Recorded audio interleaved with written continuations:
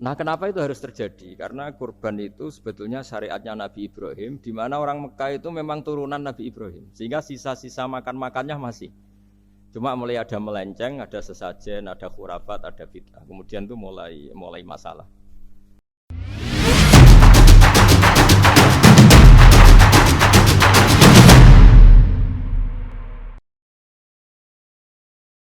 Bismillahirrahmanirrahim.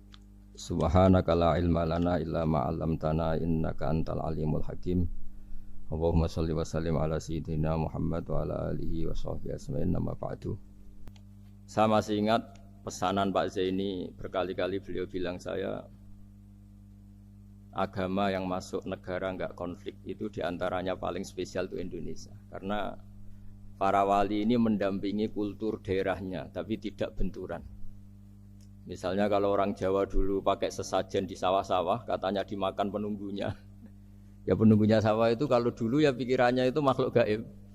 Di era modern ya penunggunya itu ya kambing, ayam itu. Jadi ya memang yang makan itu akhirnya. Tapi dulu itu aneh, diistilahkan dimakan penunggunya. Kalimat penunggu itu apa ya gak jelas, apa dengan tanda petik, apa penunggu betul gak jelas. Wali-wali datang tidak mengkafirkan itu, tapi terus dirubah jadi sedekah ke tetangga-tetangga. Jadi kultur itu enggak dilawan, tapi cukup diubah. Jadi makani demit menjadi sedekah ke tetangga. Nah, cerita kurban juga seperti itu. Dulu tokoh-tokoh Quraisy, penunggu Ka'bah, itu dulu sudah ndak tauhid, sudah musyrik kalau dalam bahasa agama. Itu di mana-mana termasuk kebutuhan pokok manusia itu kalau kumpul-kumpul itu makan-makan. Itu mulai dulu. Terus korbannya itu ya pasti perempuan mulai dulu. Jadi hanya bagian masak, boleh makan nanti ngenteni luyan itu, ngenteni bekas-bekasnya.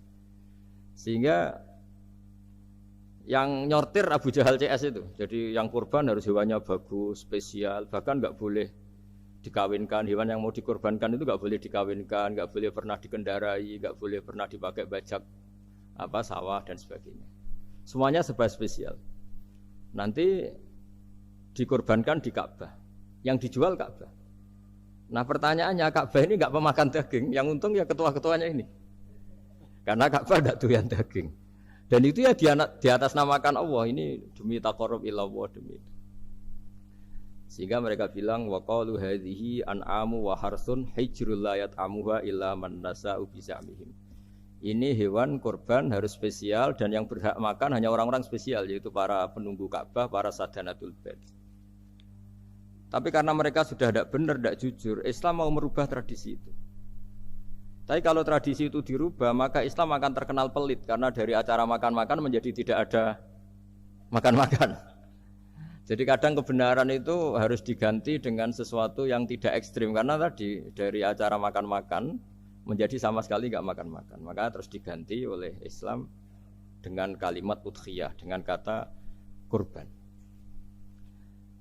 Nah, kenapa itu harus terjadi? Karena kurban itu sebetulnya syariatnya Nabi Ibrahim, di mana orang Mekah itu memang turunan Nabi Ibrahim, sehingga sisa-sisa makan-makannya masih.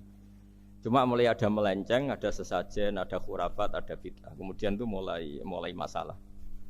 Terus Rasulullah Muhammad SAW datang ingin benahi itu. Tapi yang dibenahi adalah menghilangkan kemusyrikannya, bukan makan-makannya. Akhirnya diganti oleh udhiyah.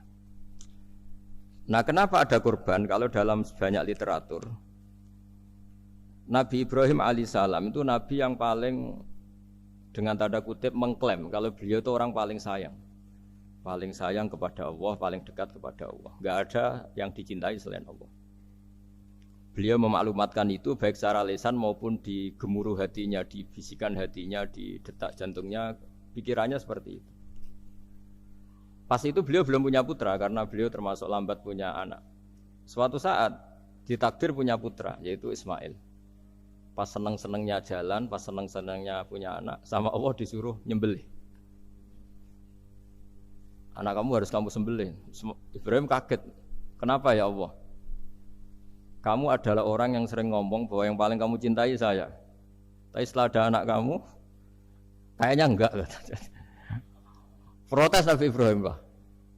Yang benar Gusti. Iya, harus anak kamu. Karena beliau kadung janji, kadung komitmen yang paling dicintai Allah, tidak ada yang lain. Saya akan mencintai engkau ya Allah meskipun harus mengorbankan anak saya. Singkat cerita terus disyariatkannya kurban itu. Ketika Nabi Ibrahim berkomitmen melaksanakan perintah itu, Ismail juga mau nurut, terus sama Allah diganti oleh hewan kurban yang bernama kambing. Sehingga versi cerita itu bahwa Allah akan maklumi ketika orang mencintai Allah secara serius, bersamaan dengan itu orang juga mencintai anaknya dengan proporsi masing-masing. Itu di khazanah-khazanah yang saya baca. Versi kedua, tapi ini nanti nggak perlu dipertanyakan. Nanti kalau UGM tanya itu versi yang paling baik, yang paling benar gimana? Yang tanya juga bid'ah, yang jawab juga bid'ah nanti. Karena itu wilayah yang kadung terjadi. Jadi kalau dalam ilmu hadis itu, kalau kadung terjadi, mbok kamu unggulkan yang mana tetap saja yang terjadi hanya satu, mau kelewat. Beda dengan istihad solusi.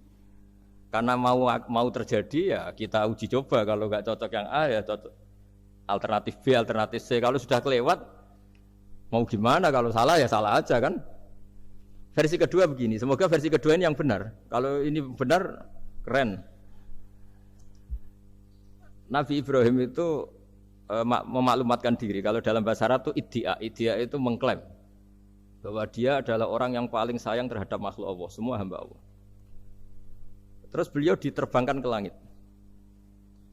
Ya karena UGM ini lembaga akademik, nanti saya baca teksnya. Kalau bahasa Arabnya itu takbirnya. Diterbangkan ke langit, ke alam malakut. Ya tidak usah ditanyakan, tanya terbang gimana, nanti ribet nanti itu.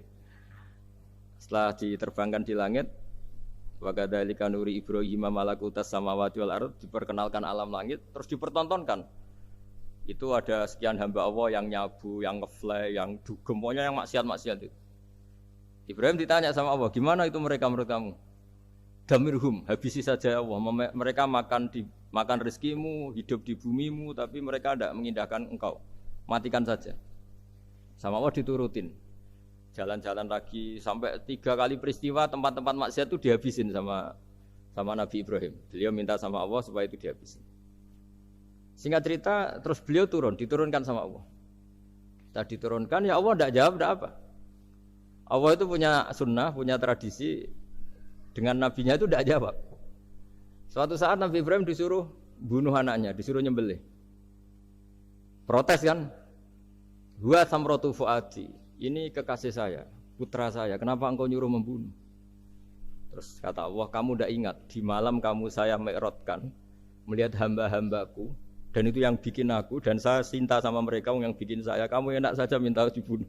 Sengkirian gantian saya yang minta, kamu tidak nurutin gitu. Kamu pas minta saya tidak tak pikir, langsung tak turutin. Kenapa saya yang sekarang minta kamu mikir gitu. Tapi huwa samratu fuadi, itu buah hati saya. Dan memangnya makhluk-makhluk itu makhluk siapa? Saya yang bikin. Kamu enak saja nyuruh bunuh. Nah semenjak itu jadi kearifan kita.